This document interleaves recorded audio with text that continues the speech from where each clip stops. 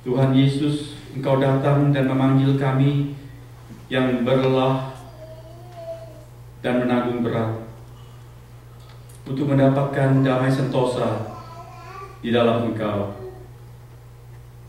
Kami hendak belajar dari Engkau ya Tuhan, karena meskipun hidupmu di dalam dunia ini penuh dengan kesusahan, banyak orang yang menentang, juga di dalam segala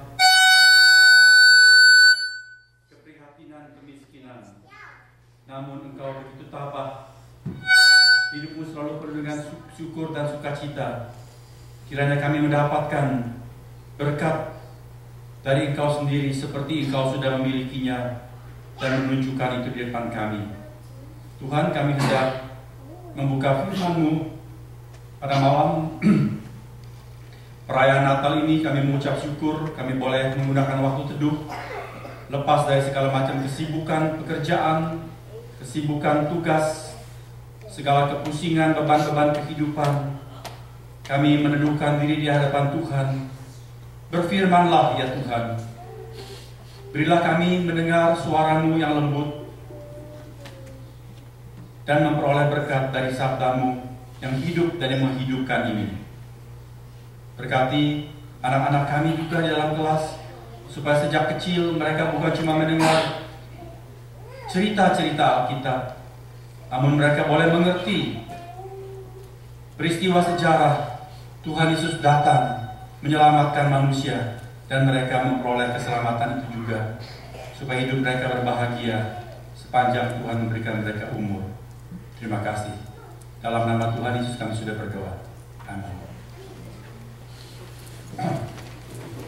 Jangan saya minta tolong perhatikan ini mic, saya nggak tahu kenapa soundnya tolong diperbaiki. Saudara-saudara, mari bersama-sama kita membuka dua bagian. Pertama dari Wahyu pasal yang ketiga. Marilah kita membuka kitab Wahyu, kitab yang terakhir, pasal yang ketiga.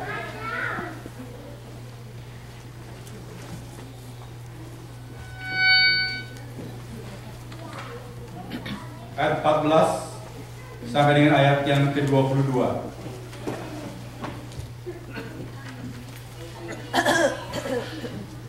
Wahyu pasal yang ketiga, ayat 14 sampai dengan yang ke-22.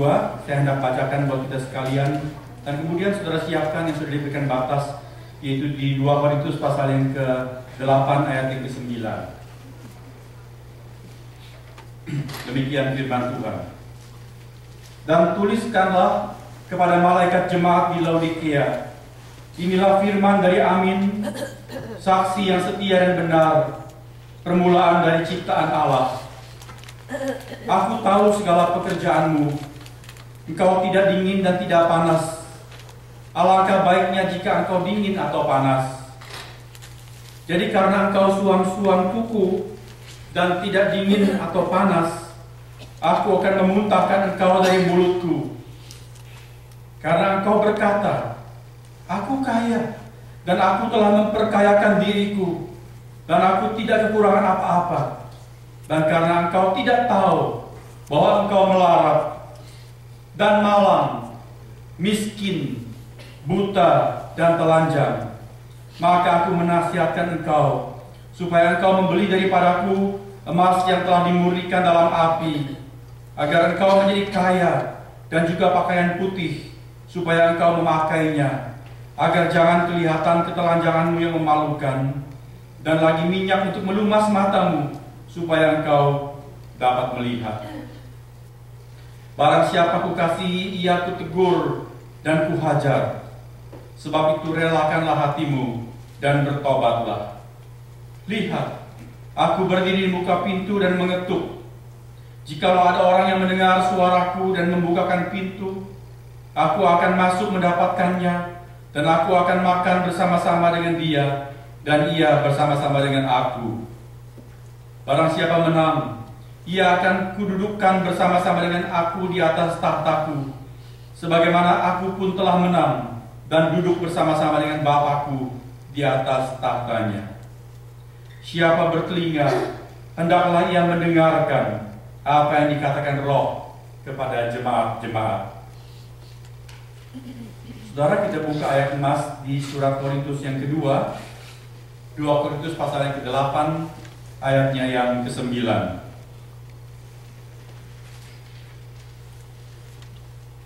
Saya akan bacakan satu kali, kemudian saya mengajak saudara-saudara membaca ulang ayat emas ini. 2 Korintus 8 ayat yang ke-9.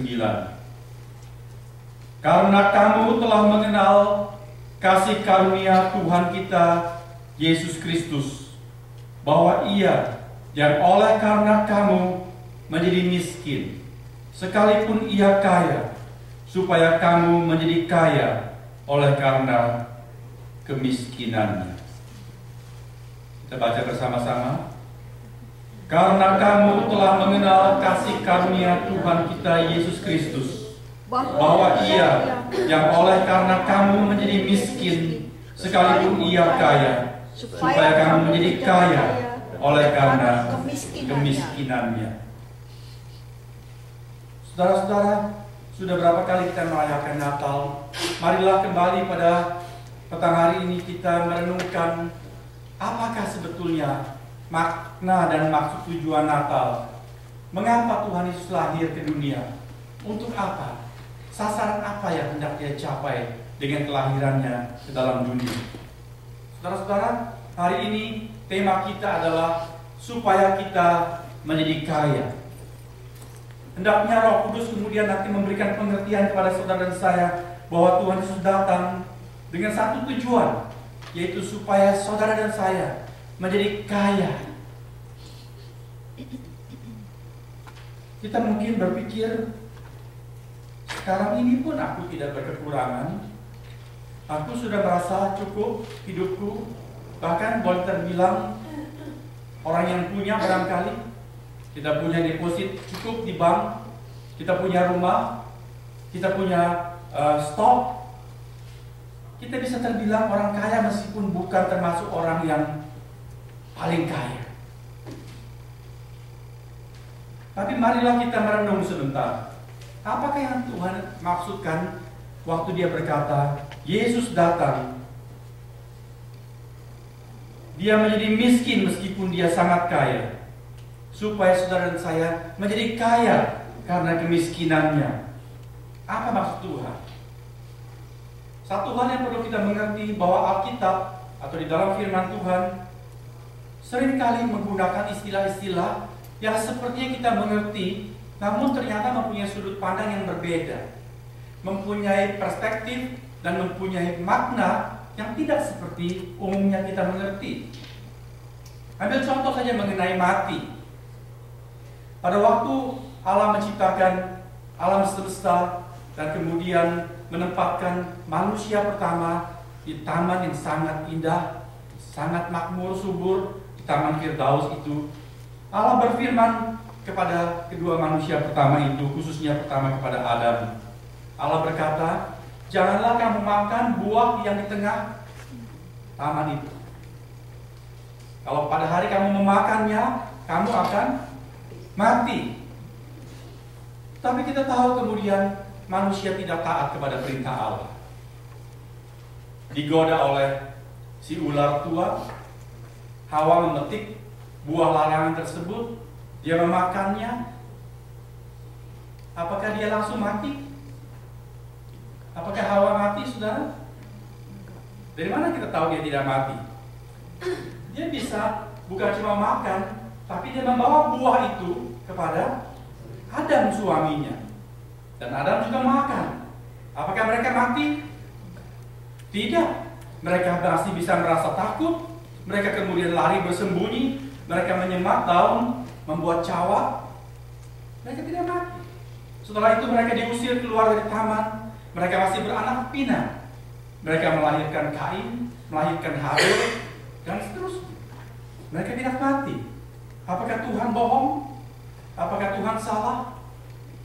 Di sini kita tahu Allah mengartikan mati tidak dalam pengertian yang kita mengerti secara umum. Kalau Allah katakan kamu akan mati pada hari kamu memakan buah itu, pastilah memang mereka sudah mati. Tetapi di dalam kacamata kita melihat mereka tidak mati. Mereka tidak mati dalam penglihatan secara lahiriah, tetapi secara rohania mereka sudah mati. Sama seperti kalau di sini ada kipas angin listrik, kita hidupkan. Bagaimana kita hidupkan? Kita pencet tombol, dia tidak nyala. Dia perlu sesuatu untuk hidupnya, yaitu apa? Aliran listrik yang menjadi hidupnya, bukan? Kita colokkan ke plug di sana dan kemudian kita on-kan, maka hiduplah si kipas angin ini. Pada waktu kita mencabut stop kontak tersebut, apakah kipas angin ini mati? Mati? Iya dan tidak. Dia tidak mati, kita lihat dia masih berputar. Betul? Tetapi in prinsip, pada hakikatnya dia sudah mati. Pada waktu dia putus hubungan dengan sumber hidupnya itu, dia sudah mati. Meskipun kelihatannya dia masih hidup. Saudara lihat, pengertian mati ketika Allah mengatakan kamu akan mati pada hari kamu makan buah itu, artinya kamu putus hubungan dengan apa? Sumber hidupmu.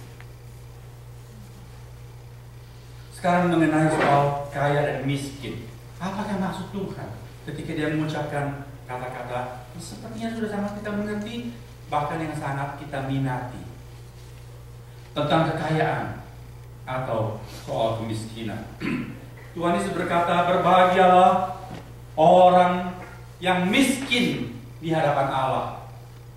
Loh, apakah Tuhan Yesus memaksudkan supaya kita rame-rame menjadi kere, rame-rame menjadi pengemis, menjadi orang yang tidak punya apa-apa, menjadi gelandangan, homeless dan seperti itu? Tidak. Apakah murid-murid Tuhan adalah orang-orang yang miskin? Tidak semuanya. Ada orang-orang yang kaya di antara murid-murid Tuhan. Ada Yusuf dari Arimatea, ada Nikodemus, ada Zakheus. Itu adalah orang-orang yang kaya. Apa maksud Tuhan ketika dia berkata berbahagialah kamu yang miskin di hadapan Allah? Dia mau berbicara mengenai berbahagialah orang yang sadar bahwa dirinya adalah miskin di dalam pandangan Tuhan, membutuhkan mutlak ketergantungan kepada Tuhan. Tidak ada yang bisa dibanggakan dari dalam dirinya. Dia membutuhkan Tuhan semata-mata. Orang seperti itulah yang akan berbahagia dan memperoleh kerajaan surga. Di dalam bagian lain, Tuhan berkata, untuk apa seseorang memperoleh seluruh dunia ini? Saudara, kalau Anda dapat memperoleh seluruh dunia ini, semua yang terindah dari dalam dunia ini, semua yang paling mulia, semua yang paling berharga, apakah Anda tidak menjadi kaya raya? Orang mengejar-ngejar harta, mengejar-ngejar dunia, supaya dia memiliki banyak. Tetapi Tuhan berkata, untuk apa kamu memiliki bahkan seluruh dunia sekalipun, kalau jiwamu binasa? Dengan firman tersebut, kita dimengertikan bahwa ada maksud yang lebih dalam tentang kekayaan dan kemiskinan dalam pandangan Tuhan. Di Lukas 12, ada orang yang datang kepada Tuhan. Rupanya mereka sedang bertengkar antar bersaudara, berebut harta. Lalu orang yang datang ini kepada Tuhan berkata, Tuhan, tolonglah, bantu aku urus pembagian harta dengan saudaraku ini. Tapi Tuhan berkata, siapa yang mengangkat aku menjadi hakim untuk perkara? Lalu Tuhan menciptakan satu hal. Dia berkata, waspadalah, jangan kamu tamak dan menyangka hidupmu tergantung kepada harta bendamu. Lalu Tuhan menciptakan mengenai seorang yang kaya raya. Kalau istilah sekarang dia seorang konglomerat. Dia punya farm yang besar, hasilnya berlimpah-limpah. Sejauh itu memang dia sudah makmur sekali. Tapi kali ini panen luar biasa, begitu banyak, sampai seluruh lumbung-lumbungnya pun tidak cukup. Lalu orang kaya ini berkata, apa yang aku buat, apa yang aku kerjakan, aku akan membongkar semua lumbung-lumbung ini, membuat yang lebih besar lagi,